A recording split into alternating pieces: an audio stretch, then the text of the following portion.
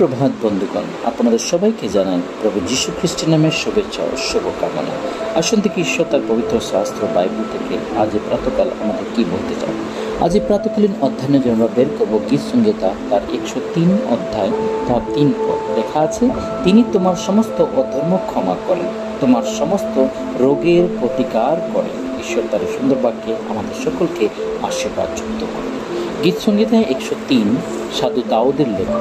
সাধু দাউদ এখানে তিনি সেই গীত গাচ্ছেন, সেই গান গাচ্ছেন। সেই গানের মধ্যে তিনি বলছেন যে তিনি তোমার সমস্ত অন্তঃকরণ অধর্ম ক্ষমা করেন। বন্ধুগণ, প্রভু যিশু তিনি আমাদের প্রত্যেকটা অধর্মকে ক্ষমা করে থাকেন এবং তিনি আমাদের সমস্ত রোগ থেকে প্রতিকার করেন, আমাদেরকে তিনি সেখান থেকে বাঁচান, সেখান থেকে আমাদের উদ্ধার করেন, কারণ তিনি সর্বশক্তিমান। কারণ লেখা আছে দাউদ সর্বদা ঈশ্বরকে তার জীবনের মধ্যে সর্বদা প্রথম স্থান দিয়েছেন। তিনি জীবনে যা কিছু করে থাকেন সমস্ত সময় প্রভুর কাছে তিনি নিজের জীবনকে সমর্পণ করে এইভাবে প্রার্থনা করেন যে আমার প্রাণ সদাপ্রভু ধন্যবাদ করো, হে আমার অন্তঃকরণ সকল তাহার পবিত্র নামের ধন্যবাদ করেন। সবথেকে সুন্দর কথা এটা যে বলছে, হে আমার প্রাণ সদাপ্রভু ধন্যবাদ করো, তাহার সকল উপকার ভুলিয়া যায় না। বন্ধুগণ, সাধু দাউদ যেভাবে ঈশ্বরের কাছে প্রার্থনা করছেন সেই গীতের দ্বারা তিনি বলছেন তিনি সকল উপকার, যে সমস্ত উপকার প্রভু আমাদের জীবনে করেছে সেগুলো যেন আমরা ভুলে না যায়,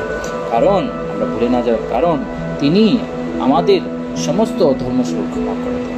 বন্ধুগণ, ঈশ্বর এই জগৎকে এমন প্রেম করলেন যে তার একমাত্র পুত্র প্রভু যিশুকে পাঠালেন। তিনি আমাকে এবং আপনাকে এত ভালোবাসলেন যে তিনি তার নিজের পুত্রকে দিয়ে সেই পুত্রকে সে ক্রুশে যাওয়ার জন্য তিনি অনুমতি দিলেন এবং সেখানে তিনি কোনো মতে তাকে ছাড়লেন না, শুধুমাত্র আমাকে আপনাকে ভালোবাসার জন্য।